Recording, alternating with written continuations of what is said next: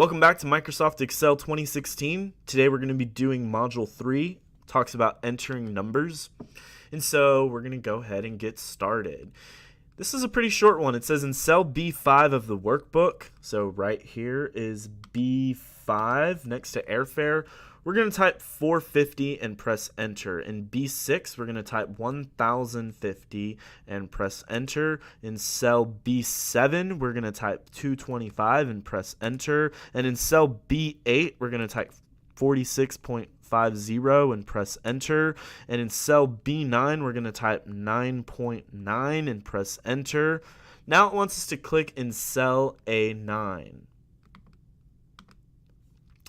Notice that in cell A9, that part of the text entry where it says airport fees, it previously overflowed into cell B9, but it's now hidden because now there's a value in cell A9. Same thing with car rentals.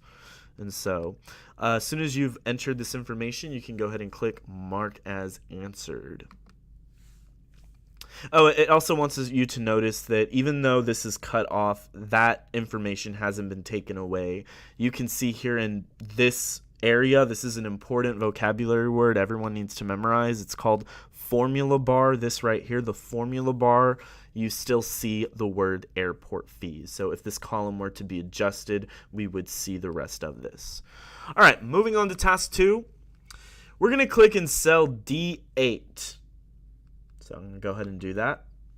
And it wants us to type 3.1% and press enter. It says here, Excel interprets the entered values as numeric and aligns them on the right of their cells. However, if you enter any non-recognizable characters or insert commas, decimal points in the wrong position, Excel will treat the entire contents of that cell as a label and align it to the left of the cell. So notice this is on the right, not the left. All right, now we're going to go to step 2, which is in cell D9, which is right here. We're going to type 2.2%. And it's a comma actually. So let me redo that. We're going to type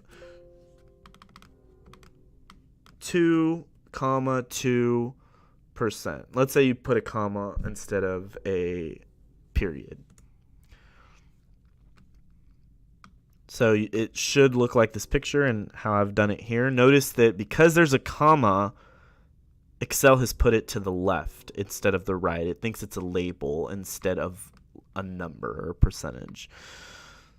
It says, and it wants to emphasize this point here just because it's important for future modules. Because you entered a comma instead of a period, this is treating it like text. Notice all this text was aligned to the left, whereas numbers are aligned to the right.